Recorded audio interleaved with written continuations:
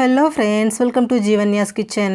Friends, இன்றைக்கி நம்ம வெண்டைக்காவை வச்சு ரொம்ப சிம்பிளான முறையில் நல்ல டேஸ்டியான ஒரு சைட் டிஷ் ரெசிபி செய்ய போகிறோம். இதோட கலர், ஃப்ளேவர், டேஸ்ட்டு, டெக்ஸ்சர் எல்லாமே பார்த்திங்கன்னா அப்படியே மோர் குழம்பு மாதிரியே இருக்குங்க.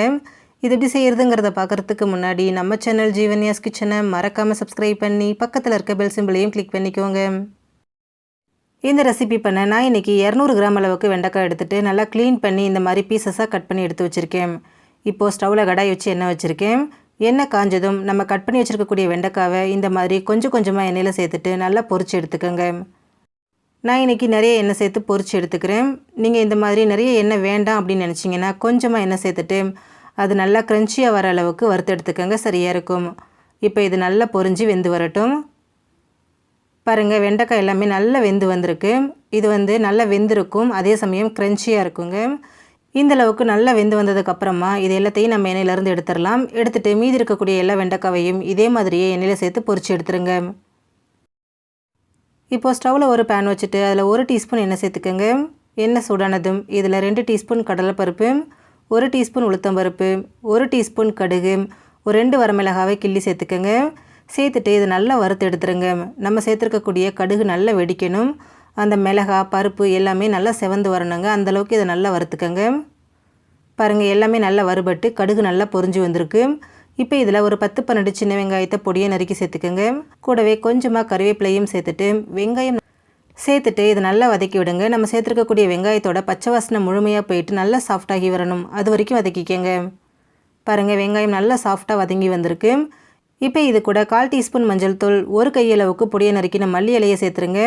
சேர்த்துட்டு அந்த மல்லி இலை நல்லா சுருண்டு வர அளவுக்கு மட்டும் இதை கலந்து கொடுங்க, ரொம்ப நேரம் வதக்க வேண்டாம். பாருங்கள், மல்லி இலை நல்லா சுருண்டு வந்திருக்கு. இப்போ ஸ்டவ் ஆஃப் பண்ணிவிட்டு இதை அப்படியே வைங்க, நல்லா ஆறட்டும். அடுத்ததாக ஒரு மிக்சர் ஜார் எடுத்துகிட்டு அதில் 1/2 கப் அளவுக்கு துருவின தேங்காய், 2 பச்சை மிளகாய், 1 இன்ச் அளவுக்கு இஞ்சி, 1 டீஸ்பூன் சீரகம், 1/2 டீஸ்பூன் சோம்பு, 1/2 கப் அளவுக்கு தண்ணி சேர்த்துருங்க. சேர்த்துட்டு இதை நல்லா நைஸாக திக்காக அரைச்சி எடுத்துருங்க. பாருங்கள், இந்தளவுக்கு நல்லா ஸ்மூத்தாக அரைச்சி எடுத்துக்கோங்க. அரைச்ச தேங்காய் விழுதை அப்படியே ஒரு பவுலுக்கு மாற்றிக்கோங்க. இது கூடவே 1 கப் அளவுக்கு நல்லா ஃப்ரெஷ்ஷான புளிக்காத தயிர் சேர்த்துக்கோங்க. புளிச்ச தயிர் சேர்த்திங்கன்னா டேஸ்ட்டு மாறிடும். இது கூடவே தேவையான அளவு உப்பு, நான் 3/4 டீஸ்பூன் உப்பு சேர்த்துக்கிறேன். சேர்த்துட்டு இது எல்லாத்தையும் நல்லா ஒன்று சேர்த்து கலந்து விட்டுருங்க. கொஞ்சம் கூட கட்டிகள் இருக்கக்கூடாது, நல்லா மிக்ஸ் பண்ணி விடுங்க. பாருங்கள், நல்லா ஸ்மூத்தாக வந்திருக்கு, கொஞ்சம் கூட கட்டிகள் இல்லை. இந்த அளவுக்கு கரைச்சதுக்கப்புறமா இதில் நம்ம வதக்கி வச்சுருக்கக்கூடிய வெங்காய மசாலாவை சேர்த்துக்கோங்க. கூடவே பொரிச்சு வச்சுருக்கக்கூடிய வெண்டைக்காவையும் சேர்த்துக்கோங்க. எல்லாமே நல்லா ஆறுனதுக்கப்புறமா சேர்த்துக்கோங்க. சேர்த்துட்டு இது எல்லாத்தையும் நல்லா ஒன்று சேர்த்து கலந்து விட்டுருங்க. நம்ம சேர்த்துருக்கக்கூடிய அந்த மசாலா அந்த தயிரோடு நல்லா ஒன்று சேர்ந்து வரணுங்க. அந்தளவுக்கு நல்லா இதை இந்த மாதிரி கலந்து விடுங்க.